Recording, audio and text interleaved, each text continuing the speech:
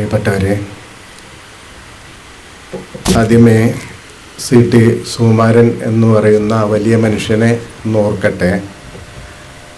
ഇവിടെ നിങ്ങൾക്കൊക്കെ ഉള്ള പോലെ ഒരു ഫസ്റ്റ് ഹാൻഡായിട്ടുള്ളൊരു ബന്ധം എനിക്ക് അദ്ദേഹവുമായിട്ട് ഇല്ല. പക്ഷെ അതേസമയം അദ്ദേഹം കളക്ടറായി പ്രവർത്തിച്ചിരുന്ന തൃശ്ശൂരിൽ നിരവധി കഥകൾ അദ്ദേഹത്തെ പറ്റി കേട്ടിട്ടുണ്ട്. അതിൽ ഏറ്റവും പ്രധാനപ്പെട്ട ഒരു കഥ എന്ന് പറയുന്നത്, അദ്ദേഹം ഒരിക്കലും ഒരു എഴുത്തുകാരുടെ സമ്മേളനത്തിൽ അവിടെ പങ്കെടുക്കുമ്പോൾ അവരോട് ചോദിച്ചു, do you believe in what you write എന്ന് ചോദിക്കുകയുണ്ടായി. നിങ്ങൾ എഴുതുന്നതിൽ നിങ്ങൾ വിശ്വസിക്കുന്നുണ്ടോ എന്ന് പറയുന്നൊരു ചോദ്യം ഇടുകയുണ്ടായി. അത് വളരെ പ്രധാനപ്പെട്ട ഒരു സാംസ്കാരിക ചോദ്യമാണ്, സൗന്ദര്യശാസ്ത്രത്തിൻ്റെ ചോദ്യമാണ്. ഒരുപക്ഷെ നമ്മുടെ ഡിസ്കഷൻസൊക്കെ അവിടെ നിന്നാണ് തുടങ്ങേണ്ടത്. നമ്മുടെ അഭിപ്രായങ്ങളിൽ നമ്മൾ വിശ്വസിക്കുന്നുണ്ടോ എന്ന് ഉള്ളൊരു ഭാഗത്ത് നിന്നാണ് തുടങ്ങേണ്ടതെന്ന് വിചാരിക്കുന്നു. മാത്രമല്ല, CT സുകുമാരനെക്കുറിച്ചുള്ള ഇത്തരം കഥകൾ കേട്ടതിന് ശേഷം പലതരത്തിലുള്ള ഈ സർഗാത്മക കൃതികളിൽ കൂടി കടന്നു പോകുമ്പോൾ ആ ഒരു സ്വരൂപം നമ്മുടെ മനസ്സിൽ വരും. ബാര എന്ന് പറയുന്ന UR അനന്തമൂർത്തിയുടെ ഒരു നോവലുണ്ട്. ആ നോവലിലെ നായകൻ കളക്ടറാണ്. ആ കളക്ടർ എന്ന് പറയുന്നത് ഒരർത്ഥത്തിൽ അത് ഒരു ബാക്ക്വേർഡ് കമ്മ്യൂണിറ്റിയിൽ നിന്ന് വരുന്ന ആളാണ്. അതേസമയം ഒന്ന് അടിയന്തരാവസ്ഥ കാലമാണ്. അടിയന്തരാവസ്ഥ കാലത്ത് ഇദ്ദേഹം ഈ പറയുന്ന ഭരണകൂടത്തിൻ്റെ ഒരു ഉപകരണമായിട്ടാണ് പ്രവർത്തിക്കുന്നത്. അപ്പോൾ സാധാരണ അടിയന്തരാവസ്ഥയെക്കുറിച്ചുള്ള നോവലുകളിലൊക്കെ തന്നെ അതൊരു വലിയ സംഘർഷത്തിൻ്റെ ഒരു ചിത്രം അത്തരം ഒരു ക്യാരക്ടർ വെച്ചിട്ട് നിർമ്മിക്കാം. പക്ഷെ അനന്തമൂർത്തി ശ്രമിച്ചത് മറ്റൊരു തരത്തിൽ. ഇദ്ദേഹം ശ്രമിക്കുന്നത് ഈ അടിയന്തരാവസ്ഥ എന്ന് പറയുന്ന വലിയൊരു യന്ത്രത്തിൻ്റെ ഭാഗമായിട്ട് നിന്ന് അതെങ്ങനെ എൻ്റെ നാട്ടിലെ ജനങ്ങൾക്ക്, എൻ്റെ വരൾച്ച ബാധിച്ച ജനങ്ങൾക്ക് വെള്ളം എത്തിക്കുക എന്ന് പറയുന്ന ഒരു പ്രവൃത്തി നടപ്പിലാക്കാൻ എങ്ങനെ സാധിക്കുന്നുള്ള ഒരു പ്രവർത്തനത്തിലാണ് ഏർപ്പെടുന്നത്. ഇത് നമുക്ക് പരിചയമില്ലാത്തൊരു ക്യാരക്ടറാണ്. അല്ലെങ്കിൽ ഹിസ്റ്ററി എന്ന് പറയുമ്പോൾ അത് ഒരുപാട് കോൺട്രൈവ്ഡ് കോറിഡോർസ്, എലിയറ്റൊക്കെ പറഞ്ഞ പോലെ പലതരത്തിലുള്ള വഴികളും കെട്ടുപണച്ചിലുകളൊക്കെ ഉള്ളൊരു സ്ഥലമാണ്. അവിടെ നിന്ന് ഒരുപക്ഷെ ഈ കെട്ടുപണച്ചിലുകൾ ദിവസം ദൈനംദിനേന കൂടി വരുവാണ്. അപ്പോൾ അതുകൊണ്ട് നമുക്ക് വളരെ ലളിതമായി ഇത് ശരി ഇത് തെറ്റെന്നുള്ള തരത്തിൽ ബ്ലാക്ക് ആൻഡ് വൈറ്റ് ആയിട്ട് ഇന്ന് പണ്ടത്തെ പോലെ നമുക്ക് കാര്യങ്ങൾ വേർതിരിക്കുക വയ്യ. മാത്രമല്ല, അങ്ങനെ വേർതിരിക്കുന്ന ഒരു ലളിതവൽക്കരണത്തിലേക്ക് പോയി കഴിഞ്ഞാൽ അത് ഈ നമ്മൾ പറയുന്ന ഫാസിസത്തിന് പകരം മറ്റേതെങ്കിലും തരത്തിലുള്ള, ഫാസിസം ആവണമെന്നില്ല, മറ്റേതെങ്കിലും തരത്തിലുള്ള ഒരു അതോറിറ്റേറിയനിസത്തിലേക്ക് എത്തിച്ചേരുകയും ചെയ്യും. അപ്പോൾ അത് കുറച്ചുകൂടി ഒരു സങ്കീർണമായ സ്ഥലത്ത് നിന്നാണ് നമ്മൾ സംസാരിക്കുന്നത്. ഇവിടെ സണ്ണി പറഞ്ഞപ്പോൾ 1968 സോഷ്യലിസ്റ്റ് പാർട്ടിയുടെ മാനിഫെസ്റ്റോ ഉണ്ട്, തെരഞ്ഞെടുപ്പ് മാനിഫെസ്റ്റോ ഉണ്ട്. അത് ലോഹ്യ തന്നെ എഴുതിയതാണ് 1968. ഈ മാനിഫെസ്റ്റോ നമ്മളിന്ന് വായിച്ചു നോക്കി ഞെട്ടിപ്പോവും. സപ്തക്രാന്തി എന്ന് പറയുന്ന 7 വിപ്ലവങ്ങളെ കുറിച്ചിട്ടാണ് ആ മാനിഫെസ്റ്റോ പറയുന്നത്. തെരഞ്ഞെടുപ്പിൽ ജനങ്ങളോട് വോട്ട് ചോദിക്കുന്ന ഒരു മാനിഫെസ്റ്റോയിൽ 7 തരം വിപ്ലവങ്ങൾ, ഈ സോഷ്യലിസ്റ്റ് പാർട്ടി നടപ്പാക്കാൻ ഉദ്ദേശിക്കുന്ന 7 തരം വിപ്ലവങ്ങളെ കുറിച്ച് പറയുന്നു. അതിൽ ഈ പറയുന്ന ജാതി മൂലമുള്ള അതുല്യത അവസാനിപ്പിക്കാനുള്ള വിപ്ലവമുണ്ട്, സ്ത്രീയും പുരുഷനും തമ്മിലുള്ള അവസാനിപ്പിക്കാനുള്ള വിപ്ലവ പരിപാടിയുണ്ട്, അല്ലെങ്കിൽ വൈദേശിക മൂലധനവും ഇന്ത്യൻ ധനാവസ്ഥയും തമ്മിലുള്ള ഈ അസമത്വപൂർണമായ അനുപാതം തകർക്കാനുള്ള പരിപാടി വെച്ചിട്ടുണ്ട്. ഞെട്ടിപ്പോവും. ഏറ്റവും അവസാനത്തെ വിപ്ലവം എന്ന് പറയുന്നത് ഒരാളുടെ സ്വകാര്യതയിലേക്ക് ഒരു ജനക്കൂട്ടം ഒളിഞ്ഞു നോക്കുന്നത് വലിയ ക്രൂരതയായിട്ടും വലിയ തെറ്റായിട്ടും അതിൽ പറയുന്നുണ്ട്. Peep into one's privacy എന്ന് പറയുന്നത് വലിയ കുറ്റമായിട്ട് വെക്കുന്നുണ്ട്. ഞാൻ പറയുന്നത് 68 ഈ മാനിഫെസ്റ്റോ വായിച്ചിട്ട് നമ്മൾ ഇന്നത്തെ ഏത് പാർട്ടിയുടെ മാനിഫെസ്റ്റോ വായിച്ചാലും നിങ്ങൾക്ക് റോഡ് ഉണ്ടാക്കി തരാം, പാലം ഉണ്ടാക്കി തരാം, നിങ്ങൾക്ക് അല്ലെങ്കിൽ ഈ എന്തെങ്കിലും തരത്തിലുള്ള വെൽഫെയർ ടച്ചുള്ള എന്തെങ്കിലും തരാം, അല്ലെങ്കിൽ വികസനം എന്ന് പറയുന്ന ഒരു ഭാഗം പറയും. ഇതല്ലാതെ നമ്മൾ സമൂലമായിട്ടുള്ളൊരു സാമൂഹ്യ വിപ്ലവത്തെക്കുറിച്ചോ സാംസ്കാരിക വിപ്ലവത്തെക്കുറിച്ചോ സംസാരിക്കുന്നത് എന്തുകൊണ്ട് എന്ന് പറയുന്ന ക്വസ്റ്റ്യനിൽ നിന്നാണ് ഈ സംവാദം തുടങ്ങേണ്ടതെന്ന് വിചാരിക്കുന്നു. എന്ന് പറഞ്ഞാൽ ഒരർത്ഥത്തിൽ ഇതല്ലാതെ ഭൗതികമായിട്ടുള്ള ഈ പറയുന്ന ചിലതരം വികസന രൂപങ്ങളല്ലാതെ ജനത്തിൻ്റെ പുരോഗമനത്തെക്കുറിച്ച് നമുക്ക് യാതൊരു ധാരണയും ഇല്ലാതായി പോകുന്നു എന്ന് പറയുന്ന പ്രശ്നമുണ്ട്. എന്ന് പറഞ്ഞാൽ നമ്മുടെ ഒരു ബിലീഫ് സിസ്റ്റം പൊളിഞ്ഞു പോയിട്ടുണ്ട്. ഈ ബിലീഫ് സിസ്റ്റം എന്ന് പറയുന്നത് ഈ ആധുനികമായൊരു ബിലീഫ് സിസ്റ്റം ഉണ്ട്. അല്ലാതെ ജാതിയും അല്ലെങ്കിൽ മതമോ അല്ലെങ്കിൽ പഴയ ഒരു ലോകം തന്നിട്ടുള്ള ഒരു വിശ്വാസ സംഹിത മാത്രമല്ല നമുക്കുള്ളത്. നമുക്ക് മറ്റൊരുപാട് വിശ്വാസ സംഹിതകൾ ആധുനിക ലോകത്ത് നമുക്ക് കിട്ടിയിട്ടുണ്ട്. അത് ചിലപ്പോൾ ഒരു മാർക്സിസ്റ്റ് അതിനെ മാർക്സിസ്റ്റ് ഐഡിയോളജി എന്ന് വിളിക്കും, അല്ലെങ്കിൽ മറ്റൊരാൾ സോഷ്യലിസ്റ്റ് സോഷ്യലിസ്റ്റ് ഐഡിയോളജി എന്ന് വിളിക്കും, ഗാന്ധിയനായതിനെ ഗാന്ധിയൻ ഐഡിയോളജി എന്ന് വിളിക്കും, നെഹ്റുവിയനാണെങ്കിൽ നെഹ്റു യുഗത്തിൻ്റെ ഭാഗം എന്ന് വിളിക്കും, അംബേദ്കറിസ്റ്റ് ആണെങ്കിൽ അംബേദ്കർ ഐഡിയോളജി എന്ന് വിളിക്കും. ഞാൻ പറയുന്നത് ബിലീഫ് സിസ്റ്റങ്ങൾ ആധുനികമായിട്ടുള്ളതുകൊണ്ട് മനുഷ്യൻ അറിവ് കൊണ്ട് മാത്രം ജീവിക്കില്ല. ഒരറിവ് നമുക്ക് കിട്ടിക്കഴിഞ്ഞാൽ ഈ അറിവ് വെളിച്ചമാണ്, ആ നിമിഷം നമുക്ക് മനസ്സിലാക്കാൻ സാധിക്കില്ല. അതിനനുസൃതമായിട്ട് നമ്മുടെ ജീവിതശൈലി മാറ്റുമില്ല. മറിച്ച് നമ്മൾ പുതിയ ബിലീഫ് സിസ്റ്റങ്ങൾ ഉണ്ടാക്കിയാണ് ചരിത്രം മുന്നോട്ട് പോകുന്നത്. അങ്ങനെ ഒരു ബിലീഫ് സിസ്റ്റമാണ് യഥാർത്ഥത്തിൽ ഡെമോക്രസി എന്ന് പറഞ്ഞാൽ. അത് ഇറ്റ്സെൽഫ് ഒരിടത്തേക്ക് കൊണ്ടുപോകില്ല. ഡെമോക്രസി എന്ന് പറയുന്നത് ടെക്നിക്കലായിട്ട് മനസ്സിലാക്കി കഴിഞ്ഞാൽ അത് ഒരിടത്തേക്കും നിങ്ങളെ കൊണ്ടുപോവില്ല. അതെന്താവും, അതിൻ്റെ ഉള്ളിൽ കൂടെ ഫാസിസം എത്രയോ വന്നിട്ട്, ലോകത്തെല്ലാ ഫാസിസവും വന്നിട്ട് ഡെമോക്രസിയുടെ ഉള്ളിൽ കൂടിയാണ്. ലാറ്റിൻ അമേരിക്കയിലെ ചില രാഷ്ട്രങ്ങളിൽ ഒഴിച്ച് ബാക്കി എല്ലാം നോക്കിക്കഴിഞ്ഞാൽ ഈ ബാലറ്റ് പേപ്പറിൽ കൂടിയാണ് ഫാസിസം മുഴുവൻ ലോകത്ത് വന്നിട്ടുള്ളത്. അതേസമയം ഫാസിസം പോയതൊന്നും ബാലറ്റ് പേപ്പറിൽ കൂടിയല്ല. ഹിറ്റ്ലർ വന്നത് ബാലറ്റ് പേപ്പറിൽ കൂടിയാണ്. യുദ്ധമാണ് ഹിറ്റ്ലറെ വലിച്ചെറിഞ്ഞത്. മുസോളിനി വന്നത് ബാലറ്റ് പേപ്പറിൽ കൂടിയാണ്.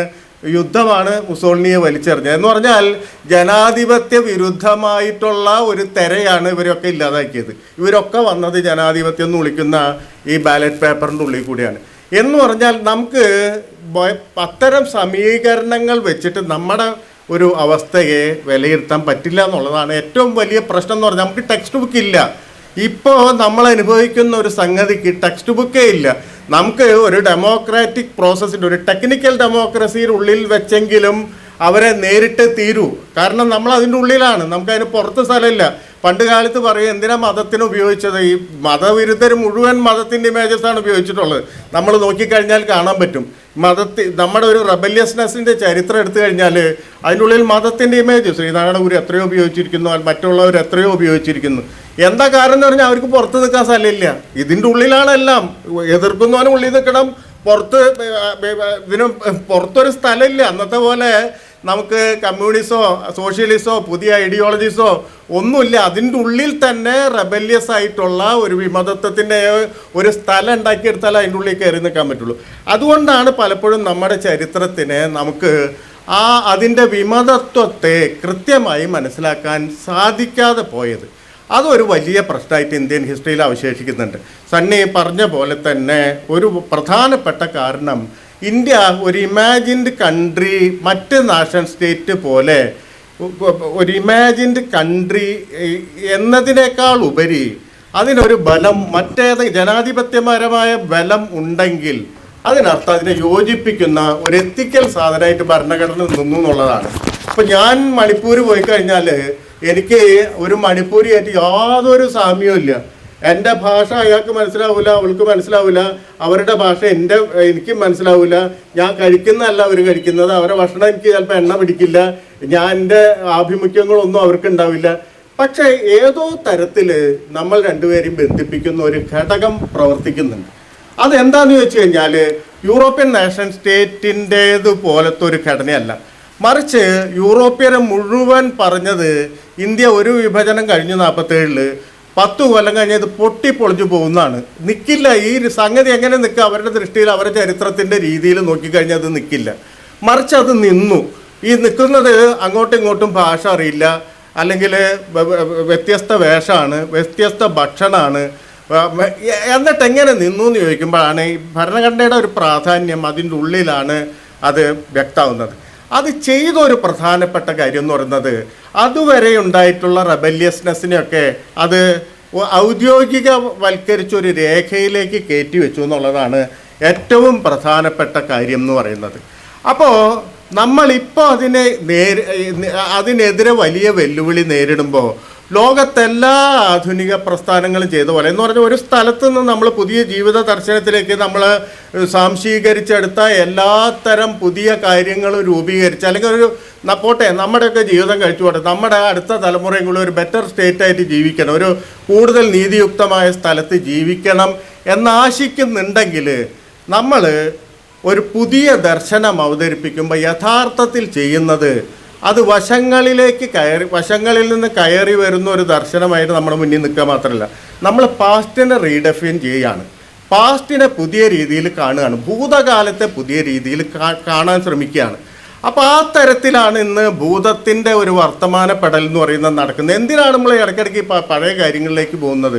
നമ്മൾ ജീവിച്ചിരിക്കുന്നത് പുതിയൊരു സ്ഥലത്തല്ല. ഇപ്പം പുതിയ ഈ പറയുന്ന ഈ മാനേജ്മെൻറ്റൊക്കെ ഇപ്പം പുതിയ എക്കണോമിക് പാക്കേജുകളുടെ അവർ മോട്ടിവേഷൻ ക്ലാസ് നടത്തുന്നവരൊക്കെ നിങ്ങളോട് പറയുക പാസ്റ്റ് നിങ്ങൾ മറക്കാനാണ്.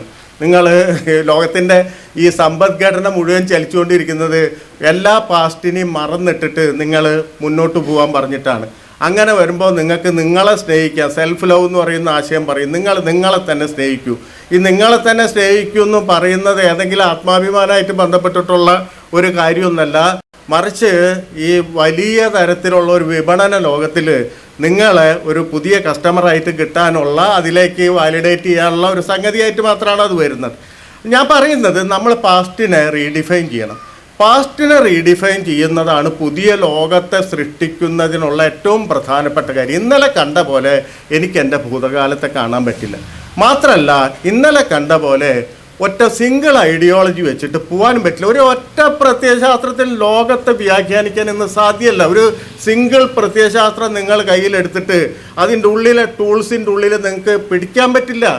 കാരണം ടെക്നോളജി ഒരു സ്ഥലത്ത് കൂടെ പോകുന്നു വരും, സമ്പദ് വ്യവസ്ഥ വേറൊരു സ്ഥലത്ത് കൂടെ പോരും, പുതിയ വലിയ എന്താ പറയുക സമ്പദ് ഘടനയിൽ വലിയ ഗ്യാപ്പ് ഉണ്ടാവുന്നു. ഇതൊക്കെ നമുക്ക് ഒരു സംഗതി വെച്ചിട്ട് പിടിക്കാൻ പറ്റില്ല. അതുകൊണ്ട് നമുക്ക് ആകെ ചെയ്യാവുന്നത് ഇതുവരെ ജീവിച്ച മനുഷ്യരുടെ അവർ വിക്ഷേപിച്ച ചില തരം അംശങ്ങളെല്ലാം, ഒരാളും 100 ക്യാരറ്റ് മനുഷ്യരല്ല, ഒരാളും 913 ക്യാരറ്റ് അല്ലെങ്കിൽ പൂർണ്ണമായി അത്തരം മനുഷ്യ ദർശനം തന്നെ തെറ്റാണ്, അത് തന്നെ ചരിത്രത്തിൽ തെറ്റാണ്. അല്ലെങ്കിൽ ഏതെങ്കിലും ഒരു ഐഡിയോളജി 100% വെളുപ്പിച്ച ഐഡിയോളജിയാണെന്ന് പറയുന്നത് അതും ശരിയല്ല. അപ്പോൾ ആ അർത്ഥത്തിൽ നമ്മളൊക്കെ കലർപ്പുറ്റ മനുഷ്യരാണ്, കലർപ്പുറ്റ ലോകത്താണ് നിൽക്കുന്നത്. അപ്പോൾ അതുകൊണ്ട് നമ്മളുടെ തിരിഞ്ഞു നോട്ടത്തിൽ നമ്മൾ കുറേയും കൂടി അയവ് വരുത്തിയിട്ട് എല്ലാത്തരം സംഗതികളും കൂട്ടി വെക്കണം.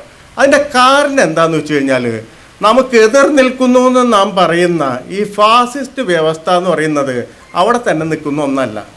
നമ്മുടെ വിചാരം എന്ന് പറഞ്ഞാൽ നമ്മളെ ഒരു വലിയ പ്രശ്നം അതാണ്, നമ്മൾ എതിർക്കുന്ന കാര്യങ്ങൾ ഒരു സ്ഥലത്ത് തറച്ചു വയ്ക്കും, അതവിടെ തന്നെ നിൽക്കും. നമ്മൾ പ്രോഗ്രസീവായിട്ട് മുന്നോട്ട് പോയിക്കൊണ്ടിരിക്കും, അതിന് മാറ്റമൊന്നുമില്ല, അത് അവിടെ തന്നെയാണ്. അത് മനുസ്മൃതിയുടെ കാലത്ത് തന്നെയാണ് ജീവിച്ചിരിക്കുന്നത് എന്ന് ഡിഫൈൻ ചെയ്യുന്ന ഒരു സ്ഥലത്ത് അതിനെ വെച്ച് കഴിഞ്ഞാലുള്ള പ്രശ്നം എന്താണെന്ന് വെച്ച് കഴിഞ്ഞാൽ അതിൻ്റെ ആധുനികത നമുക്ക് പിടുത്തം കിട്ടാതെ വരും.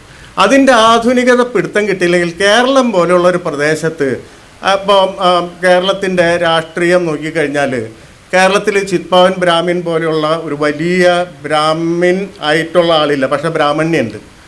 ബ്രാഹ്മണ്യം വളരെ സജീവമായിട്ടുണ്ട്, വളരെ സജീവമായിട്ട് മാത്രമല്ല പ്രവർത്തിക്കുന്ന ഒരു ബ്രാഹ്മണ്യുണ്ട്. ഈ ബ്രാഹ്മണ്യത്തിനെ കേറ്റർ ചെയ്യുന്നത് ആരാണ് അതിനെ സംഭരിച്ചു വയ്ക്കുന്നത്? കേരളത്തിൽ ശൂദ്രരും അതിനപ്പുറത്ത് കിടക്കുന്നവരാണ്.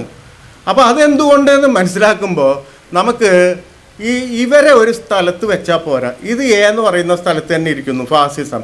അത് നമ്മൾ ലോകം ചുറ്റി വരുമ്പോഴും അത് എന്ന് പറയുന്ന ബിയിലേക്ക് കയറിയിട്ടില്ല എന്ന് നിശ്ചയിച്ചാൽ അത് നമ്മളുടെ ഒരു രാഷ്ട്രീയമായ ദൗർബല്യം അല്ലെങ്കിൽ സമൂഹത്തെ അപഗ്രഥിക്കാനുള്ള ദൗർബല്യം ആയി അവശേഷിക്കും. അപ്പം അങ്ങനെ മാറുമ്പോൾ 22 മോഹൻ ഭാഗവത് ഒരു പ്രസ്താവന ഇറക്കി. മോഹൻ ഭാഗവത് പ്രസ്താവന ഇറക്കുന്നത് ഇന്ത്യയിൽ ഇന്നു മുതൽ അഹിന്ദുക്കളില്ല എന്ന് പറഞ്ഞിട്ടാണ്. ഈ പ്രസ്താവന എത്രമാത്രം നമ്മൾ ഉൾക്കൊണ്ടു? ഇന്നു മുതൽ അഹിന്ദുക്കളില്ല, മറിച്ച് 4 പുതിയ ചാതുർവർണ്ണം പ്രഖ്യാപിക്കുകയാണ്. ഇന്ത്യയിൽ അഹിന്ദുക്കളില്ല, കാരണം ഇന്ത്യയിൽ ആരും അഹിന്ദുക്കളല്ല, എല്ലാവരും ഹിന്ദുക്കളാണ് എന്ന് പറഞ്ഞാൽ ക്രിസ്ത്യൻസും മുസ്ലിങ്ങളൊക്കെ അവരുടെ ഹിസ്റ്ററി തേടിപ്പോയ ഹിന്ദുക്കളാണെന്ന് പറഞ്ഞ് പ്രഖ്യാപിക്കുകയാണ്.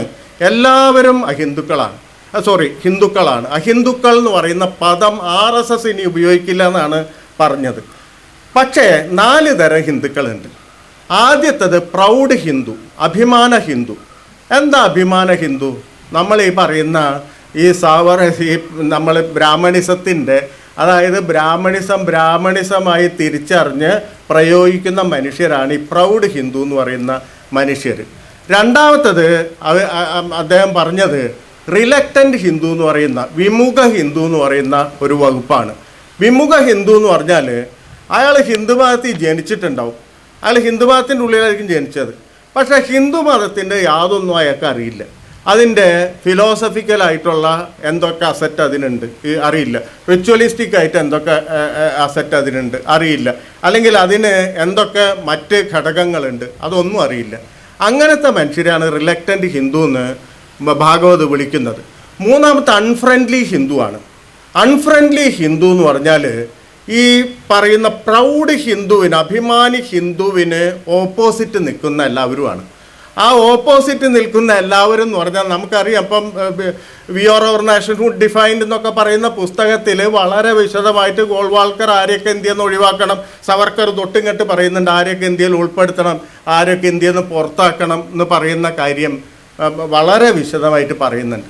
അപ്പോൾ അങ്ങനത്തെ അൺഫ്രണ്ട്ലി എന്ന് പറയുന്നത്, അപ്പോൾ അവർക്ക് എന്ന് പറഞ്ഞാൽ നമ്മൾ ഈ ഫാസിസത്തിനെതിരെ ഒരു ഐക്യമുന്നണി എന്ന് പറയുന്നത് ഒന്ന് നാമമാത്രമായി രൂപം കൊണ്ടപ്പോഴേക്കും അവർക്ക് വലിയ പരിക്കേറ്റു. PDA എന്ന് പറയുന്ന സഖ്യമാണ്, പിച്ചഡെ ദളിത് അല്പസംഖ്യക്ക് എന്ന് പറയുന്ന ദളിത് പിന്നോക്കക്കാരൻ മൈനോറിറ്റി എന്ന് പറയുന്ന ഒരു സഖ്യം നാമമാത്രമായി രൂപം കൊണ്ടപ്പോഴേക്കും അത്ര അടി ഏറ്റു. ഇവിടെ പറഞ്ഞ പോലെ, അല്ലെങ്കിൽ നമുക്ക് ഈ സംഭാഷണം നടത്താൻ പറ്റുമെന്ന് അറിയില്ല, തലേ ദിവസം ഈ TV ചാനലുകൾ മുഴുവൻ പ്രവചിച്ച പോലെ 400+ സീറ്റ് കിട്ടുകയായിരുന്നെങ്കിൽ ഈ ചർച്ച തന്നെ നടക്കുമെന്ന് നമുക്കറിയില്ല. കാരണം അവർക്ക് അത്രയും നല്ലൊരു സമയമായിരുന്നു. 2023 സവർക്കറുടെ ഹിന്ദുത്വ അവരുടെ മാനിഫെസ്റ്റോ ഇറങ്ങിയിട്ട് 100-ാം വർഷം, 2025 എത്തുമ്പോൾ RSSൻ്റെ 100-ാം വർഷം. അത് കഴിഞ്ഞിട്ട് അയോധ്യയിൽ എന്താ പറയുക, അവരുടെ ഒരു ലക്ഷ്യപ്രാപ്തിയായിട്ട് അയോധ്യയിൽ മന്ദിരം ഉയർന്നു. എല്ലാം കൊണ്ടും ഹിന്ദു രാഷ്ട്ര സംസ്ഥാപനത്തിന് അവർക്ക് വഴിയൊരുക്കാൻ ഒരു നല്ല വിജയം മാത്രം മതിയായിരുന്നു. അത് തകർന്നത് എങ്ങനെയെന്ന് പറയുന്നത് പ്രാക്ടിക്കലായിട്ട് പരിശോധിക്കാന്ന് പറയുന്നത് വളരെ പ്രധാനപ്പെട്ട ഒരു രാഷ്ട്രീയ കാര്യമാണ്. എങ്ങനെയാണ് അത് സാധിച്ചത്? അതെങ്ങനെയാണ് സാധിച്ചതെന്ന് പറഞ്ഞാൽ ഫാസിസത്തിനെതിരെ നിൽക്കുന്ന മനുഷ്യരെ അവരുടെ അഭിപ്രായ വ്യത്യാസങ്ങളൊക്കെ നിലനിർത്തിയിട്ട്, എല്ലാ അഭിപ്രായ വ്യത്യാസങ്ങളും ശരി, അത് പക്ഷേ ഡെമോക്രാറ്റിക് ആയിട്ടുള്ള അഭിപ്രായ വ്യത്യാസമാണ്. ആദ്യം ഡെമോക്രസി മിനിമം ലെവലിലൂടെ വേണം. ഈ മിനിമം ലെവലിൽ ഉണ്ടാവണമെങ്കിൽ ഈ അഭിപ്രായ വ്യത്യാസങ്ങൾ മാറ്റാതെ തന്നെ ഈ പറയുന്ന ഡെമോക്രസിയാണ് തുല്യതയിലേക്കുള്ളൊരു മാർഗം എന്ന് വിശ്വസിക്കുന്നുണ്ട്. ഏതെങ്കിലും തരത്തിൽ വിശ്വസിക്കുന്നുണ്ടെങ്കിൽ ഒന്നിച്ച് നിൽക്കുക എന്ന് പറയുന്നൊരു സംഗതി വരുന്നുണ്ട്, അതിൻ്റെ പ്രാക്ടീസും വരുന്നുണ്ട്. അവധേഷ് പ്രസാദ് എന്ന് പറയുന്ന ഒരു ദളിത് കാൻഡിഡേറ്റ് അവിടെ ജയിക്കുന്നു. എവിടെ? അയോധ്യ മന്ദിരത്തിൻ്റെ ആ നിൽക്കുന്ന മന്ദിരത്തിൻ്റെ മണ്ഡലത്തിൽ ജയിക്കുന്നു. ചെറിയ കാര്യമല്ല, ചെറിയ വിപ്ലവമല്ല അത് കേരളത്തിലൊക്കെ എത്താൻ കുറേ പണിയെടുക്കുന്നുണ്ട് മാത്രം. കാരണം കേരളത്തിന് നാഷണൽ ഹിസ്റ്ററിയിൽ നിന്ന് വലിയൊരു വ്യത്യാസം കേരളത്തിനുണ്ട്. അത് വലിയ തകരാറാണ് ഇത്തരം കാര്യങ്ങളിൽ വലിയ വരുത്തി വയ്ക്കുന്നതെന്നും എനിക്ക് ഒരു അഭിപ്രായമുണ്ട്. അപ്പോൾ മൂന്നാമത്തെ ഇതെന്ന് പറഞ്ഞാൽ ഈ അൺഫ്രണ്ട്ലി ഹിന്ദു ആണ്. എന്ന് പറഞ്ഞാൽ അവർക്കെതിരെ നിൽക്കുന്നവനെ അവർ പലതായിട്ട് കണ്ടിരുന്നു. അവരൊരു ഐക്യമുന്നണി ആക്കിയിട്ട് അവരെ കൊട്ടയിലിടുക എന്നുള്ളതാണ് അൺഫ്രണ്ട്ലി ഹിന്ദു. മൈനോറിറ്റി അതിലുണ്ട്. ഹിന്ദു മതത്തിൻ്റെ ഉള്ളിൽ നിന്ന് ഹിന്ദുത്വ ഫാസിസത്തിനെ എതിർക്കുന്നവർ ഈ അൺഫ്രണ്ട്ലി ആണ്. അല്ലെങ്കിൽ മറ്റേതെങ്കിലും തരത്തിൽ അവർ നേരത്തെ തന്നെ നോക്കി വെച്ചിട്ടുള്ള ആൾക്കാർ അൺഫ്രണ്ട്ലി ആണ്. ഈ അൺഫ്രണ്ട്ലി ആയിട്ടുള്ള എല്ലാവരെയും കൊട്ടയിലിടാൻ വേണ്ടിയിട്ട് ഒരു കാറ്റഗറി ഉണ്ടാക്കുന്നു. അതാണ് അൺഫ്രണ്ട്ലി ഹിന്ദു എന്ന് പറയുന്ന കാറ്റഗറി. നാലാമത്തെ ഇതെന്ന് പറയുന്നത് ഇഗ്നോറൻ്റ് ഹിന്ദു ആണ്. നമ്മൾ നേരത്തെ റിലക്റ്റൻ്റ് ഹിന്ദു പറഞ്ഞ പോലെ ഇത് ഇഗ്നോറൻ്റ് ഹിന്ദു ആണ്. ഇഗ്നോറൻ്റ് ഹിന്ദു എന്ന് പറഞ്ഞാൽ മൈനോറിറ്റിയാണ്. മൈനോറിറ്റി യഥാർത്ഥത്തിൽ ഹിന്ദുക്കളാണ്, അവർ കൺവേർട്ട് ചെയ്യപ്പെട്ടതാണ്. പക്ഷേ അവരുടെ ഇഗ്നോറൻ്റ് ആയിട്ടുള്ള മനോഭാവത്തിൽ നിൽക്കുന്നത് കൊണ്ടാണ് അവർ ഇപ്പോൾ ഹിന്ദു മതത്തിന് വിരുദ്ധരായിട്ട് കാണപ്പെടുന്നത്, അല്ലെങ്കിൽ ഹിന്ദുത്വ ഫാസിസ്റ്റ് രാഷ്ട്രീയത്തിന് എതിരായിട്ട് നിൽക്കുന്നത്. അപ്പോൾ ഇങ്ങനെ 4 വിഭജനം നടത്തുകയാണ്. ഇത് ചാതുർവർണ്ണ്യത്തിൻ്റെ ഒരു ആധുനികീകരണമാണ്, ആധുനികവൽക്കരണമാണ്. ഈ ആധുനികവൽക്കരണം യഥാർത്ഥത്തിൽ 1920 സത്യശോധക സമാജം പറഞ്ഞല്ലോ, ഇപ്പം സണ്ണി പറഞ്ഞല്ലോ, 19-ാം നൂറ്റാണ്ടിൻ്റെ അവസാനം 1870-കൾ മുതൽ മഹാത്മാ ഫൂലെ അവിടെ വലിയ വിപ്ലവം ഉണ്ടാക്കുന്നുണ്ട്. ഈ മഹാത്മാ ഫൂലെ സ്കൂളുകൾ ഉണ്ടാക്കുന്നുണ്ട്. മഹാത്മാ ഫൂലെയുടെ പ്രസ്ഥാനം ഉണ്ടാക്കി ഒരു വലിയ, ഇപ്പം കേരളത്തിലെ ശ്രീനാരായണ പ്രസ്ഥാനത്തിനൊന്നും ചെയ്യാൻ പറ്റാത്തൊരു വലിയ സംഗതി അവിടെ ഉണ്ടാക്കുന്നതെന്ന് പറയുന്നത്, അത് ഈ ബ്രാഹ്മണരുടെ ഉള്ളിൽ കയറി പിളർപ്പുണ്ടാക്കി. ഇപ്പോൾ പണ്ഡിത രമാബായി എന്ന് പറയുന്ന വലിയൊരു ക്യാരക്ടറുണ്ട്. ഇപ്പം ചരിത്രം പരിശോധിക്കുമ്പോൾ ഈ സമയത്ത് ഉള്ള രമാദേവി ഡോങ്ക്രെ എന്നായിരുന്നു അവരുടെ പേര്. അവർ ചിത്പാവൻ ബ്രാഹ്മണ സ്ത്രീ ആയിരുന്നു. ഈ ചിത്പാവൻ ബ്രാഹ്മണ സ്ത്രീ എന്ന് പറഞ്ഞാൽ വളരെ കൺസർവേറ്റീവായിട്ടുള്ള, വളരെ യാഥാസ്ഥിതമായ ബ്രാഹ്മണിക ചുറ്റുപാടിൽ ജീവിച്ചു വസിച്ചിരുന്ന ഈ സ്ത്രീ ഒരു പ്രത്യേക സന്ദർഭത്തിൽ മഹാത്മാ ഫൂലെയുടെ അടുത്തെത്തുന്നു.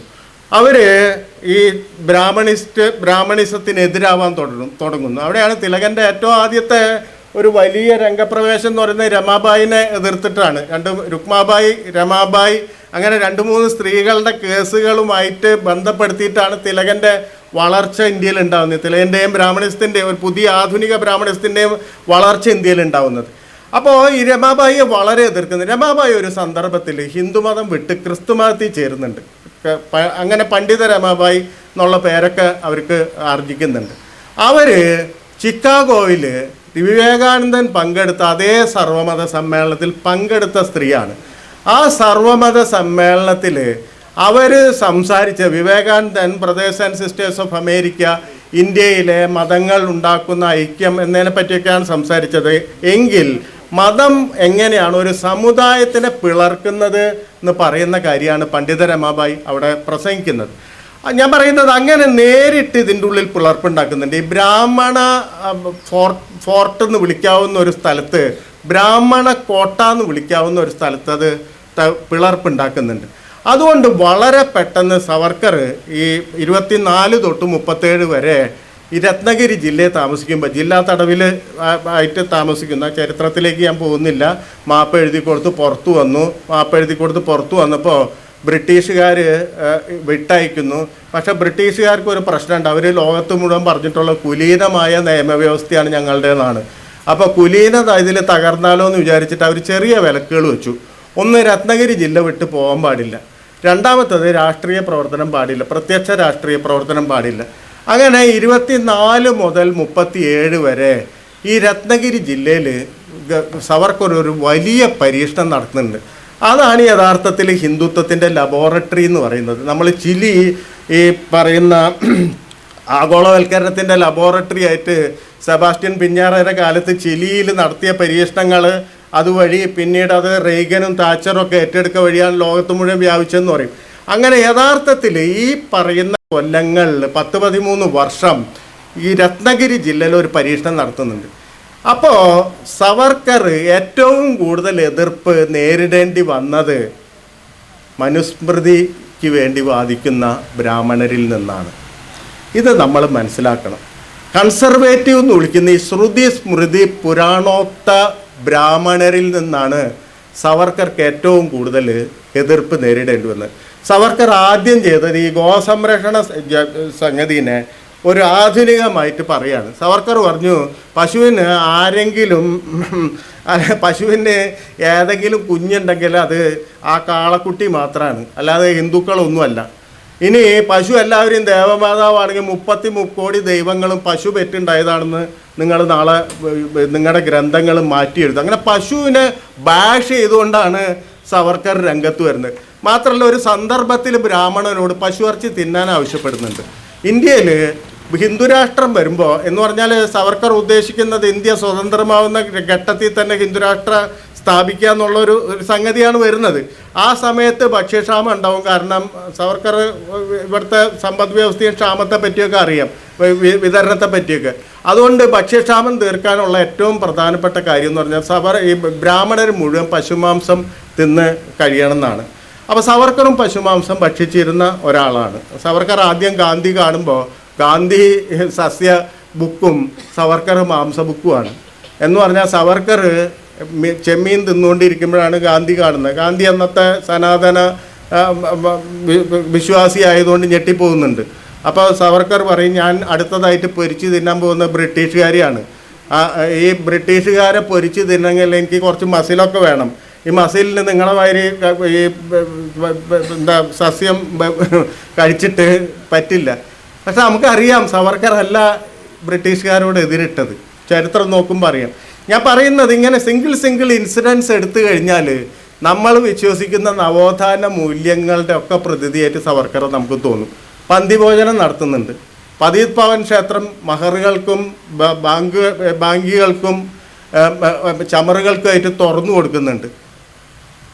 ഈ വ്യത്യാസം മനസ്സിലാക്കണം. അപ്പം എന്താണ് നവോത്ഥാനത്തിൽ നിന്ന് സവർക്കർക്കുള്ള വ്യത്യാസം?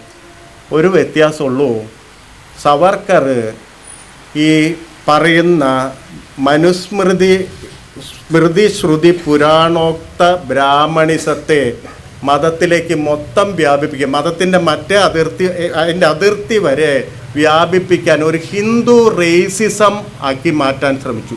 കാരണം ഹിന്ദു റേസിസം ആക്കിയാലേ ഈ പറയുന്ന ഇന്ത്യ ഒരു ടെക്നിക്കലി ഡെമോക്രാറ്റിക് ആയിട്ടുള്ള രാജ്യമായിട്ട് മാറുമ്പോൾ അവിടെ നിലനിൽക്കുമ്പോൾ എണ്ണത്തിന് വലിയ പ്രശ്നമുണ്ട്.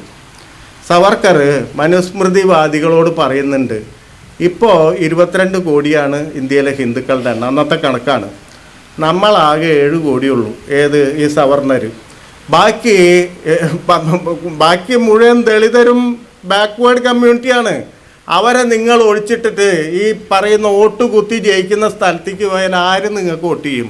നിങ്ങൾ കെട്ടിപ്പിടിച്ചിരുന്നോ? നിങ്ങൾ പഴയ തീണ്ടൽ പറഞ്ഞിരുന്നോ? നിങ്ങൾ പഴയ തരത്തിലുള്ള ബ്രാഹ്മണ്യം പറഞ്ഞിരുന്നാൽ നീ എക്സ്റ്റിങ്ക്റ്റ് ആയിട്ട് പോവും, വംശനാശം വന്നു പോവും. അതുകൊണ്ട് നീ ഇതിനെ പരിവർത്തിപ്പിക്കണം. കത്ത് തന്നെയുണ്ട്, നീ ഇതിനെ പരിവർത്തിപ്പിക്കണം. കാരണം നിനക്കൊന്നും ചെയ്യാൻ പറ്റില്ല. ബ്രിട്ടീഷുകാർ വിദ്യാഭ്യാസം കൊണ്ടുവന്നു, മഹറുകൾക്ക് വിദ്യാഭ്യാസം കിട്ടുന്നുണ്ട്. പിന്നെ നീ അവിടെ എത്ര നാൾ തടയും? അവിടെ നീ എത്ര നാൾ തടയും? 4 ദിവസം തടഞ്ഞാൽ നിന്നെ പട്ടാളം വന്ന് വെടിവെക്കും. ബ്രിട്ടീഷുകാരുടെ വെടിയുണ്ട നിൻ്റെ മേലേറ്റാൽ നീ എത്ര കാലം നീ ഈ സമരത്തിൽ നിൽക്കും? അതുകൊണ്ട് നിങ്ങൾ മനസ്സിലാക്കണം, ഇതിനെ ആധുനികവൽക്കരിച്ചാലേ നിൽക്കുള്ളൂ. എന്ന് പറഞ്ഞാൽ ഈ ബ്രാഹ്മണ്യത്തിൻ്റെ ആധുനികവൽക്കരണം എന്ന് പറയുന്ന ഒരു സംഭവം ഈ ഫാസിസത്തിൻ്റെ ഉള്ളിൽ നടക്കുന്നുണ്ട്. ഈ ഫാസിസത്തിൻ്റെ ഉള്ളിൽ നടക്കുമ്പോൾ അതൊരു ഹൈപ്പർ മാർക്കറ്റ് പൊളിറ്റിക്സ് ആയിട്ട് മാറുന്നുണ്ട്. ഈ ഹൈപ്പർ മാർക്കറ്റ് പൊളിറ്റിക്സ് എന്ന് പറഞ്ഞാൽ ഒരു നമ്മുടെ നാട്ടിൽ മുളന്തുരുത്തിയിൽ ഒരു സൂപ്പർ മാർക്കറ്റ് വന്നാൽ, ഇവിടെ വന്നു എന്ന് വിചാരിക്കുക, നിങ്ങൾക്കൊക്കെ ഇപ്പം വലിയ ബുദ്ധിമുട്ടൊന്നുമില്ല, സാധനങ്ങൾ കിട്ടിക്കൊണ്ടിരിക്കുന്നുണ്ട്. നിങ്ങൾക്ക് അപ്പുറത്തെ പീടിയിൽ നിന്ന് അരി കിട്ടുന്നുണ്ട്, ഇപ്പുറത്തെ പീടിയിൽ നിന്ന് വെളിച്ചെണ്ണ കിട്ടുന്നുണ്ട്. അപ്പം നിങ്ങൾ വിചാരിക്കും നിങ്ങൾക്ക് ഇനിയിപ്പം ഒരാൾ അതിൻ്റെ കൗതുകമൊക്കെ കണ്ട് കയറാന്നല്ലാണ്ട് നമുക്ക് യാതൊരു ബുദ്ധിമുട്ടുമില്ല. പക്ഷെ നമ്മൾ നാളത്തെ ദിവസം കാണും നമ്മളും അതിൻ്റെ ഉള്ളിൽ നിൽക്കുന്ന കാണാൻ പറ്റും. മറ്റന്നാൾ നമ്മൾ അരി വാങ്ങിച്ചിരുന്ന കട പൂട്ടിപ്പോകുന്ന കാണാൻ പറ്റും. നമ്മൾ വെളിച്ചെണ്ണ വാങ്ങിച്ചിരുന്ന കട പൂട്ടിപ്പോകുന്ന കാണാൻ പറ്റും. ഇത് മുഴുവൻ ഈ ഹൈപ്പർ മാർക്കറ്റ് ആകിരണം ചെയ്യും. ഈ പൊളിറ്റിക്സാണ് ഈ ഹിന്ദുമതത്തിൻ്റെ ചാതുർവർണ്ണ്യത്തിൻ്റെ ഓർമ്മയ്ക്ക് മുകളിൽ ഫാസിസ്റ്റ് പൊളിറ്റിക്സ് നടക്കുന്നത്. എന്ന് പറഞ്ഞാൽ അത് പണ്ടത്തെ പോലെ അത് എക്സ്ക്ലൂഡിങ് പ്രിൻസിപ്പൾ, അതായത് ബിറ്റർലി എക്സ്ക്ലൂഡിങ് എന്ന് പറയുന്ന ഒരു സംഗതിയല്ല, മറിച്ച് ഇതിനും വേറൊരു തരത്തിലുള്ള പൊസിഷനിങ് നടത്തുകയാണ്. പണ്ടും ഈ ഹിന്ദുമതത്തിൻ്റെ ഒരു കക്ഷിയെ ഇല്ലായ്മ ചെയ്യുന്നില്ല. ഇപ്പം ബ്രാഹ്മണന് ശൂദ്രനോ പഞ്ചമനോ അതിൻ്റെ അപ്പുറത്ത് ഉള്ള ആളോ ലോകത്ത് നിന്ന് നശിപ്പിച്ച് കളയാൻ പറ്റില്ല. നശിപ്പിച്ച് കളഞ്ഞാൽ സിസ്റ്റം പൊളിഞ്ഞു പോകും. മറിച്ച് അതിനെ പൊസിഷൻ ചെയ്യിക്കുകയാണ്. ഈ പൊസിഷൻ ചെയ്യിക്കുന്നത് ഒരു പ്രത്യേക തരത്തിൽ ഹൈറാർക്കിയായിട്ട് വികസിപ്പിക്കുകയാണ്. സംസ്കാരത്തിൻ്റെ ഉള്ളിലേക്ക് പലമാതിരി ഭാവനയിലൂടെ കടത്തിവിടുകയാണ്. ഈ ഹൈറാർക്കിക്കൽ പൊസിഷനെ പണ്ടത്തെ സ്ഥലത്ത് നിർത്താൻ പറ്റില്ല. അപ്പോൾ അതുകൊണ്ട് അതിനെ ആധുനികമായ ഒരു സ്ഥലത്തിലേക്ക് കൊണ്ടുവരും. സവർക്കർ മഹറിനെ പൂണൂലിടിക്കുന്നുണ്ട്. പൂണൂലിടിച്ചപ്പോൾ ഇയാളെ ജീവിതത്തിൽ ഇയാൾക്ക് ഒരു ചിത്പാവൻ ബ്രാഹ്മണൻ വന്ന അയാൾ മേലു തൊടുന്നത് ഒരു പക്ഷേ ആദ്യമായിട്ടാണ്. അപ്പോൾ അതുകൊണ്ട് ഇയാൾ പറയുന്നത് നിങ്ങളൊക്കെ നാളെ പോവും, നിങ്ങളൊക്കെ നാളെ കൺവെർട്ട് ചെയ്താലും ഞാൻ ഹിന്ദു ധർമ്മത്തിന് വേണ്ടി നിൽക്കുമെന്ന് പ്രതിജ്ഞ ചെയ്യിപ്പിക്കുന്നുണ്ട്. ഇത് ഉറക്കെ വിളിച്ചു പറയുന്നുണ്ട്. അപ്പോൾ ഈ തരത്തിൽ കേരളത്തിലിപ്പോൾ ഈഴവരും ശൂദ്രരൊക്കെ ധാരാളമായിട്ട് വിളിച്ചു പറയുന്നുണ്ട്. ഇപ്പം തൃശ്ശൂർ പൂരത്തിൽ ഒക്കെ നിങ്ങൾ കണ്ടതാണ്, അതുമായി ബന്ധപ്പെട്ടിട്ടുള്ള കാര്യങ്ങൾ കണ്ടതാണ്. അപ്പോൾ ഈ പറയുന്ന ഒരു മെക്കാനിസം ഒരു ആധുനികമായിട്ടുള്ള ഒരു ബ്രാഹ്മണിസമാണ്, പഴയ ബ്രാഹ്മണിസം അല്ല. അതുകൊണ്ട് ഈ ആധുനികമായ ബ്രാഹ്മണിസത്തിൻ്റെ എല്ലാ തരത്തിലുള്ള പ്രവർത്തനങ്ങളെയും എതിർക്കുന്നതിന് നമുക്ക് ഹിസ്റ്ററിയുടെ പല ഭാഗത്തുനിന്ന് പോകേണ്ടി വരും. ഇപ്പോൾ വലിയൊരു പ്രശ്നമാണ് ഫാസിസം, മൈനോറിറ്റി എന്ന് പറയുന്ന വലിയൊരു പ്രശ്നമാണ്. ഇന്ത്യൻ ചരിത്രത്തിൽ മൈനോറിറ്റിയുമായിട്ട് എൻഗേജ് ചെയ്തതിൻ്റെ ഹിസ്റ്ററി എവിടെയാണുള്ളത്? അപ്പോൾ തീർച്ചയായിട്ടും ഗാന്ധിയിലേക്ക് പോകേണ്ടി വരും. ഗാന്ധിക്ക് അല്ലാതെ, ഗാന്ധിയെ മാറ്റി നിർത്തിയിട്ട് മൈനോറിറ്റീനെ എങ്ങനെയാണ് ഒരു ഡെമോക്രാറ്റിക് ആയിട്ടുള്ള വ്യവസ്ഥയിൽ മെജോറിറ്റി എൻഗേജ് ചെയ്യുക എന്ന് പറയുന്ന ക്വസ്റ്റ്യൻ. അപ്പോൾ മൈനോറിറ്റി മെജോറിറ്റി ഉണ്ടോ എന്ന് ചോദിച്ചാൽ അത് യഥാർത്ഥത്തിൽ ഇല്ലാതാവുകൊണ്ടാണ്. പക്ഷേ ഭൗതിക യാഥാർത്ഥ്യം തന്നെയാണ്. അപ്പോൾ അതുകൊണ്ട് നമ്മുടെ ഏറ്റവും വലിയ പ്രശ്നം ഗവൺമെൻറ്റാണല്ലോ ജാതി നിലനിർത്തുന്നത്. ഗവൺമെൻറ്റാണ് ജാതി നിലനിർത്തുന്നത്, ഭരണകൂടമാണ് ജാതി നിലനിർത്തുന്നതിലും ഏറ്റവും വലിയ പങ്ക് വഹിച്ചിട്ടുള്ളത്. കാരണം നിങ്ങളോട് ആവശ്യമില്ലാത്ത ഫോമിലും റിലീജിയനും അല്ലേ, നമുക്ക് വെള്ളത്തിന് അപേക്ഷ കൊടുക്കുമ്പോഴും നിങ്ങളുടെ കാസ്റ്റും റിലീജിയനും എഴുതണമല്ലോ. അതുകൊണ്ട് ഏറ്റവും കൂടുതൽ ഇമ്പോസ് ചെയ്യുന്ന ഭരണകൂടം തന്നെ ഇമ്പോസ് ചെയ്യുന്ന ഒരു സംഗതിയാണ്. അപ്പോൾ ആ തരത്തിൽ ഉള്ളൊരു സൊസൈറ്റിയിൽ മൈനോറിറ്റി എന്ന് പറയുന്നത് ഒരു റിയാലിറ്റിയാണ്. ഈ മൈനോറിറ്റിയെ എൻഗേജ് ചെയ്യുന്ന പ്രത്യേകിച്ച് മുസ്ലിങ്ങളായിട്ട് എങ്ങനെയാണ് ഒരു ഡെമോക്രാറ്റിക് ആയിട്ടുള്ള അവസ്ഥയിൽ എൻഗേജ് ചെയ്യുക എന്നുള്ളതിൻ്റെ ഒരു പ്രാഥമിക പാഠം കിട്ടണമെങ്കിൽ 46 തൊട്ട് 48 വരെയുള്ള ഗാന്ധിയുടെ ഒരു ലൈഫ് എന്ന് പറയുന്നത് വളരെ പ്രധാനപ്പെട്ട കാര്യമായിട്ട് ഞാൻ വിചാരിക്കുന്നു. അത് മറ്റേത് തരത്തിലുള്ള ഈ പറഞ്ഞ പോലെ നമുക്ക് ഗാന്ധിയുടെ വേറൊരു സ്ഥലം എടുക്കേണ്ടതില്ല, വേറൊരു ഭാഗം എടുക്കേണ്ടതില്ല. 1, 2 അല്ലെങ്കിൽ ഗാന്ധിയുടെ മൊത്തം ജീവിതം എടുക്കണമെന്നോ അല്ലെങ്കിൽ ഏതെങ്കിലും ഒരു മനുഷ്യൻ്റെ മൊത്തം ജീവിതം നമ്മൾ ഏറ്റെടുത്തിട്ട് അത് എടുക്കണം എന്നുള്ളതല്ല. നമുക്ക് എല്ലാ തരത്തിലുള്ള ഹിസ്റ്റോറിക്കലായിട്ടുള്ള ഒരു കവചം ആവശ്യമാണ്. കാരണം നമ്മളുടെ ഒരു വലിയ പ്രശ്നം എന്ന് പറഞ്ഞാൽ കേരളത്തിൽ ഇപ്പോൾ കഴിഞ്ഞ ദിവസം പോലും കേരളത്തിൽ RSS സാംസ്കാരിക സംഘടനയാണെന്നുള്ള ഒരു ചർച്ചയുണ്ടായി അല്ലേ. RSS സാംസ്കാരിക സംഘടനയാണോ, അങ്ങനെയാണ് ഇങ്ങനെയാണെന്നൊക്കെ പറയുന്ന ചർച്ചകളുണ്ടായി. എന്തുകൊണ്ടാണ് ഈ ചർച്ച ഉണ്ടായതെന്ന് വെച്ചാൽ RSS നമുക്ക് അറിയില്ല. നമുക്ക് ഹിറ്റ്ലർ അറിയാം, നമുക്ക് മുസോളിനിയെ അറിയാം, പക്ഷെ RSSനെ നമുക്ക് അറിയില്ല. RSS എങ്ങനെയാണ് പ്രവർത്തിക്കുന്നതെന്ന് അറിയില്ല. RSSനെ ഇന്ത്യയിൽ ഫെബ്രുവരി 4 നിരോധിച്ചിട്ട് 1.5 കൊല്ലം കഴിഞ്ഞിട്ടാണ് ഗവൺമെൻറ് അതിന് നിരോധനം പിൻവലിക്കുന്നത്. ഈ 1.5 വർഷം പുറത്ത് നിന്നിട്ടുള്ളൊരു സംഘടനയാണ്, നിരോധിക്കപ്പെട്ട സംഘടനയാണ്. ഇന്ത്യയിൽ ആദ്യത്തെ ഗാന്ധിവാദത്തിൻ്റെ നിഴലിലാണ് ആ നിരോധനം നടക്കുന്നത്. അത് മാത്രമല്ല, അത് തിരിച്ചു വരുമ്പോൾ ഒരുപാട് കാര്യങ്ങൾ, അന്ന് കാവിക്കൊടി വേണം, ത്രിവർണ്ണ പതാക അംഗീകരിച്ചിട്ടില്ല, അല്ലെങ്കിൽ അന്ന് നടക്കുന്ന അംബേദ്കറുടെ കോൺസ്റ്റിറ്റ്യൂവൻ്റ് അസംബ്ലി പ്രവർത്തനം ആരംഭിച്ചു തുടങ്ങി, അതിന് അംഗീകരിച്ചിട്ടില്ല. ഒന്നിനെയും അംഗീകരിക്കാത്ത ഒരു സംഘടന ഇപ്പം നമ്മുടെ മുന്നിൽ വലിയ ദേശീയവാദിയും ദേശീയ പതാകയുടെ സംരക്ഷകരും ഒക്കെ വരുമ്പോൾ നമുക്കൊരു വിഷയവും ഇല്ല, അല്ലെങ്കിൽ നമുക്ക് യാതൊരു തരത്തിലുള്ള ഒരു ടെൻഷനും തോന്നുന്നില്ല. എന്താ കാരണം നമുക്ക് അറിഞ്ഞുകൂടാ, നമുക്കറിയില്ല. ബിർള ഹൗസിൽ ചെന്നാൽ, ഞാൻ പറയുന്ന ബിർള ഹൗസ് ഗാന്ധി വെടിയേറ്റ് വീണ സ്ഥലമാണ്. ആ വെടിയേറ്റ് വീണ സ്ഥലത്ത് അതൊരു സ്മാരകമാണെന്ന് ഗാന്ധിയുടെ. നിങ്ങൾക്ക് അവിടെ ഗാന്ധിയുടെ മുഴുവൻ ജീവിതവും കാണാം, ഇതൊക്കെ കാണാം. ഗാന്ധിയെ കൊന്ന ആളാരാണെന്ന് ഒരു സ്ഥലത്ത് മാത്രമേ കാണുള്ളൂ. ഒരു സ്ഥലത്ത് മാത്രമേ നാഥുറാം വിനായക് ഗോഡ്സെ എന്നുള്ള പേരുള്ളൂ. ബാക്കി എല്ലായിടത്തും എഴുതേണ്ടടുത്ത് അസാസിൻ എന്നാണ് എഴുതിയിട്ടുള്ളത്. ഘാതകൻ എന്ന് പറയുന്ന പദമാണ്. അവിടെ ചെന്നിട്ട് നിങ്ങൾ ഇത് നാഥുറാം വിനായക് ഗോഡ്സെ വെടിവെച്ച് കൊന്നു എന്ന് പറയുന്നതോ അതോ അതിന് പിന്നിൽ ഒരു ഗൂഢാലോചന ഉണ്ടായിരുന്നോ, അല്ലെങ്കിൽ ഈ ഗൂഢാലോചനയ്ക്ക് പിന്നിൽ പ്രവർത്തിച്ചത് ആരാണ് എന്ന് ചോദിച്ചാൽ ഒരു വിവരം കിട്ടില്ല. റെഡ് ഫോർട്ടിൽ ചെന്ന്, ഡൽഹിയിലെ റെഡ് ഫോർട്ടിൽ ചെന്ന് ഗാന്ധി വിചാരണ നടന്നത് അവിടെയാണ്. അംബേദ്കർ അടക്കമുള്ള മനുഷ്യർ സന്നിഹിതരായിട്ടുള്ള ഒരു സംഗതിയായിരുന്നു സ്പെഷ്യൽ കോർട്ട് എന്ന് പറയുന്നത്. ഗാന്ധി വധത്തിൻ്റെ സ്പെഷ്യൽ കോർട്ട് എന്ന് പറയുന്നത്. അന്ന് നിയമമന്ത്രിയാണല്ലോ അംബേദ്കർ. പല ദിവസവും വിചാരണ കേൾക്കാൻ വന്നിരുന്ന ഒരാളായിരുന്നു. ഈ സ്പെഷ്യൽ കോർട്ട് റെഡ് ഫോർട്ടിനുള്ളിലൊരു കെട്ടിടമാണ്. അപ്പം നമുക്ക് പുസ്തകങ്ങളിൽ നിന്ന് വരുന്ന ഒരു ടിൻ വിങ്ഡ് ബിൽഡിംഗ് മാത്രമാണ്. നിങ്ങൾ അതിൻ്റെ ഉള്ളിൽ ചെന്നിട്ട് ആ കെട്ടിടം ഏതാണെന്ന് ചോദിച്ചാൽ ഡയറക്ടർ തൊട്ട് അതിൻ്റെ താഴേക്കടെയുള്ള വരെയുള്ള ആൾക്കാരോട് അന്വേഷിച്ചാൽ നിങ്ങൾക്ക് കിട്ടില്ല, കാണാൻ പറ്റില്ല, മാർക്ക് ചെയ്തിട്ടില്ല. 1,50,000 പേപ്പറുകൾ 98 വാജ്പേയി വന്നത് മുതൽ ഗാന്ധി വധത്തിൻ്റെ നശിപ്പിച്ചു. ടീസ്റ്റ സെത്തൽവാദും ത്രിദീപ് സുഹൃത്തൊക്കെ അടങ്ങുന്ന സംഘം നിരന്തരമായിട്ട് വിവരാവകാശ നിയമം ചോദിച്ചിട്ട് അതിന് ഉത്തരം കിട്ടിയിട്ടില്ല. 1,50,000 പേപ്പറാണ് നശിപ്പിച്ചു കളഞ്ഞത്. അപ്പം എന്ന് പറഞ്ഞാൽ ഗാന്ധിയിൽ അവർ പേടിക്കുന്ന എന്തോ ഉണ്ട്.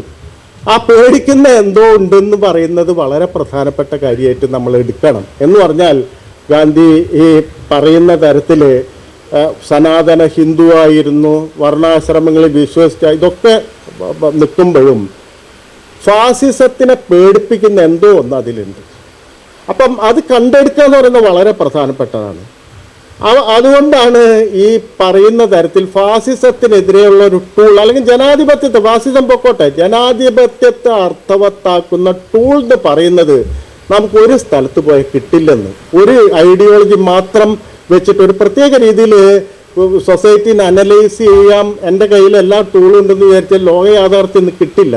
ലോക യാഥാർത്ഥ്യം കിട്ടണമെങ്കിൽ ലോകത്തിൻ്റെ ഉള്ളിലെ ഭാവനയുടെ ചരിത്രത്തിൽ പോകണം, ഹിസ്റ്ററിയിലേക്ക് പോകണം, തത്വചിന്തയിലേക്ക് പോകണം. അതുണ്ടാക്കി എല്ലാ തരത്തിലുള്ള മാനുഷികമായിട്ടുള്ള അവസ്ഥകളിലേക്കും പോണ്ടി വരും.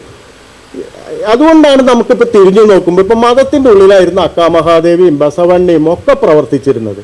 നമുക്കിന്ന് തിരിഞ്ഞു നോക്കുമ്പോൾ എങ്ങനെയാണ് അവർ വലിയ റെബല്യസ് ആയിട്ടുള്ള ആളുകളായിട്ട് മാറുന്നത്, എങ്ങനെയാണ് മതത്തിനെ ക്വസ്റ്റ്യൻ ചെയ്ത ആളുകളായിട്ട് തിരിച്ചറിയുന്നത്?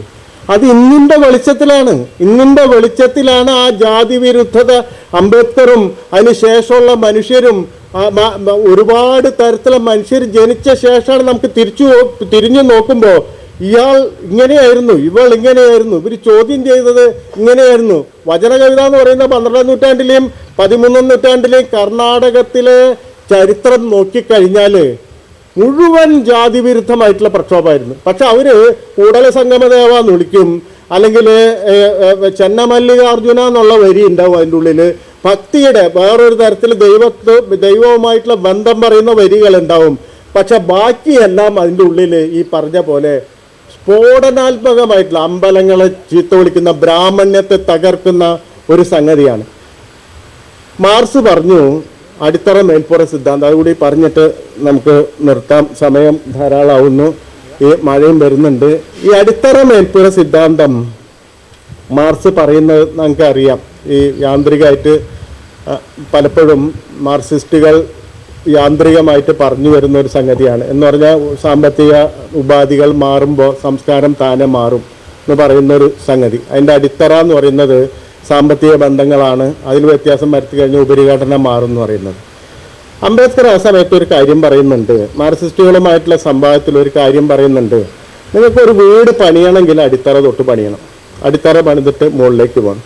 നിങ്ങൾക്കൊരു വീട് തകർക്കണമെങ്കിൽ മുകളിൽ നിന്ന് താഴേക്ക് തകർക്കണം.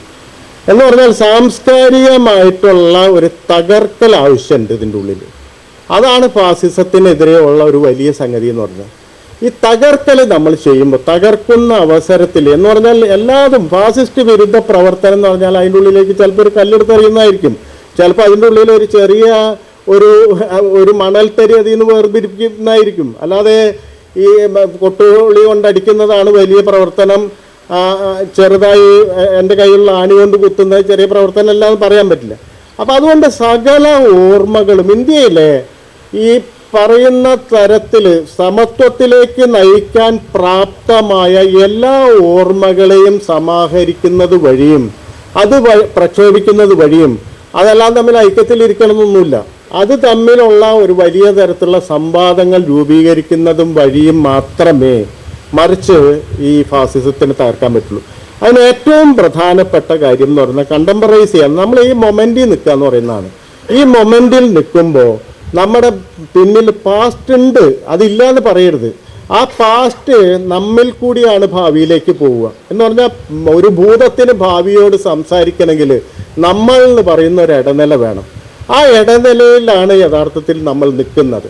അങ്ങനെ നിൽക്കുമ്പോൾ സ്വാഭാവികമായിട്ട് നമ്മൾ നമ്മുടെ തന്നെ ചരിത്രത്തെ, നമ്മുടെ തന്നെ വിചാരത്തെ, നമ്മുടെ തന്നെ ഓർമ്മകളെ, നമ്മുടെ തന്നെ ഭാവനകളെ നിരന്തരം അഴിച്ചു പണിയുകയും പരസ്പരം സംവേദിക്കുകയും ചെയ്യുന്ന, പരസ്പരം അത് അഭിമുഖം നിർത്തുക എന്ന് പറയുന്ന വളരെ പ്രധാനപ്പെട്ട കാര്യമായിട്ട് നമ്മൾ നോക്കണം. ഇന്ത്യയിൽ തന്നെ വലിയ ആൾക്കാർ, D.R. നാഗരായനെ പോലെയൊക്കെയുള്ള വലിയ എഴുത്തുകാർ ചെയ്യാൻ ശ്രമിച്ചിട്ടുള്ള അതാണ്. അല്ലെങ്കിൽ ഇന്ത്യയിലെ വലിയൊരു ആധുനിക ധാര ഉയർന്നു വന്നത് നിരവധി തട്ടിലുള്ള ഈ അബ്രാഹ്മണ വ്യവഹാരങ്ങൾക്കുള്ളിൽ രൂപപ്പെട്ട ആശയവിനിമയം കൊണ്ടാണ്. കുട്ടിക്കൃഷ്ണമാരാർ എന്ന് പറയുന്ന വലിയ ആസ്തികനും വലിയ തരത്തിൽ നമുക്ക് പെട്ടെന്ന് നോക്കുമ്പോൾ യാഥാസ്ഥിതികനും ആയി തോന്നുന്ന ഒരാൾ ഒരു സന്ദർഭത്തിൽ വാൽമീകിയുടെ രാമൻ എന്ന് പറയുന്ന ഒരു എസ്സേ എഴുതുന്നുണ്ട്. വാൽമീകിയുടെ രാമൻ എന്ന് പറയുന്ന എസ്സേയിൽ പറയുന്ന രാമൻ എന്ന് പറയുന്നത് ദൈവമല്ല, പലരും വിചാരിക്കുന്ന പോലെ ദൈവമല്ല. കാരണം സീതയെ കട്ടുകൊണ്ട് പോകുമ്പോൾ ഇയാൾ ആദ്യത്തെ പ്രതികരണം എന്ന് പറയുന്നത് ഇനി എനിക്ക് അവളെ തിരിച്ചു കിട്ടുമ്പോഴേക്കും യൗവനം പോയിട്ടുണ്ടാവുമല്ലോ എന്നാണ്. ഇത് എൻ്റെയും നിങ്ങളെയും പോലെയുള്ള പുരുഷന്മാരുടെ വിചാരമാണ്, അല്ലാതെ ദൈവവിചാരമോ അപ്പോൾ അതുകൊണ്ട് ഇയാൾ വാൽമീകി രാമൻ മനുഷ്യനാണെന്നാണ് ആർഗ്യൂ ചെയ്യാൻ ശ്രമിക്കുന്നത്. കാരണം ആദ്യത്തെ ക്ഷിപ്ര പ്രതികരണ അപ്പം തന്നെ അറിഞ്ഞിട്ടില്ല സീതയെ കട്ടുണ്ടോയി എന്ന് പറയുമ്പോൾ ഇയാൾ വിചാരിക്കുന്നത് ഇനി തിരിച്ചു കിട്ടണമെങ്കിൽ കുറേ കാലം അപ്പോഴേക്കും അവളുടെ യൗവനമൊക്കെ പോയിട്ടുണ്ടാവും. ഈ പ്രശ്നം രണ്ടാമത് ഉദ്ധരിച്ചപ്പോൾ ഒന്ന് ആലോചിച്ച് നോക്കണം. രണ്ടാമത് പ്രസിദ്ധീകരിച്ചപ്പോൾ മാതൃഭൂമി എം ബഷീർ താൻ എഴുതിയതല്ല വേറൊരാൾ എഴുതിയത് എടുത്തു വെച്ചപ്പോൾ ആ തുടർന്നായിട്ട് വരികയായിരുന്നു. നിർത്തിച്ചു, ആ സംഗതി നിർത്തിച്ചു. ബഷീർ മാഷ്ക്കെതിരെ കല്ലേറും വലിയ പ്രശ്നങ്ങളുണ്ടായി. ഞാൻ പറയുന്നത് ഇത് ആസ്തികനും കൺസർവേറ്റീവ് എന്ന് വിളിക്കാവുന്ന ഒരാളും എഴുതിയാണ്. പക്ഷെ അയാൾ എങ്ങനെ എത്തിച്ചേർന്നു? ഭാരത പര്യടനം പോലുള്ളൊരു പുസ്തകത്തിൽ അങ്ങനെ ആസ്തികനായിട്ടുള്ള ഒരാൾ എത്തിച്ചേരില്ല. എങ്ങനെ എത്തിച്ചേർന്നു? അപ്പോഴാണ് അബ്രാഹ്മണ വ്യവഹാരങ്ങളുടെ ഒരു വലിയ ചരിത്രം ഇന്ത്യയിലുണ്ട്, ഒരു വലിയ തരത്തിലുള്ള ചരിത്രമുണ്ട്. പക്ഷേ ഇത് വർക്ക് ചെയ്തത് എങ്ങനെയാണെന്ന് നമുക്ക് എടുത്തു വയ്ക്കാൻ നമ്മൾ മറന്നുപോയി, അല്ലെങ്കിൽ ആ തരത്തിൽ കാണാതിരിക്കാൻ നമ്മൾ മറന്നുപോയി. എന്ന് പറഞ്ഞാൽ ഒരു സമയത്ത് ഇന്ത്യ ഒരു എത്തിക്കലായിട്ട് കുതിക്കുമ്പോൾ അതിൻ്റെ ഏറ്റവും റിയാക്ഷണറി ആയിട്ടുള്ള ഒരു തോട്ട് പ്രോസസ്സിൽ പോലും ഈ അബ്രാഹ്മണ വ്യവഹാരം കയറിപ്പറ്റിയ ചരിത്രം കാണാൻ പറ്റും. ഇതാണ് ഇന്ത്യയുടെ ജനജീവിതത്തിൻ്റെ ചരിത്രം. ഇതാണ്. ഇതിലേക്ക് നമ്മൾ എത്തിക്കുക എന്ന് പറയുന്നത് ചെറിയ കാര്യമല്ല, അത് വലിയ തരത്തിൽ അതിന് പ്രയത്നിക്കണം. ആ അർത്ഥത്തിൽ ഡെമോക്രസി എന്ന് പറയുന്ന അർത്ഥപൂർണം തന്നെത്താനാവില്ല. അതിന് പിന്നിലൊരു സാംസ്കാരികമായിട്ടുള്ള ഒരു അവബോധം വർക്ക് ചെയ്യുന്നില്ലെങ്കിൽ, അല്ലെങ്കിൽ അത്തരത്തിലുള്ളൊരു രാഷ്ട്രീയ പൊളിറ്റിക്സിൻ്റെ തത്വശാസ്ത്രം എന്ന് പറയുന്ന രാഷ്ട്രീയ തത്വശാസ്ത്രം എന്ന് പറഞ്ഞാൽ എത്തിക്കലായിട്ടുള്ള പുതിയ എത്തിക്സ് രൂപം കൊണ്ടില്ലെങ്കിൽ അത് തകർന്നു പോവും. ആ എടുപ്പ് ഇല്ലാതാവും. പോയി കഴിയുമ്പോൾ നമുക്ക് ബോധം വന്നിട്ട് വലിയ കാര്യമൊന്നുമില്ല. പോയത് ചരിത്രത്തിൽ തിരിച്ചു പിടിക്കുക എന്ന് പറയുന്നത് അത്ര എളുപ്പമല്ല. നന്ദി.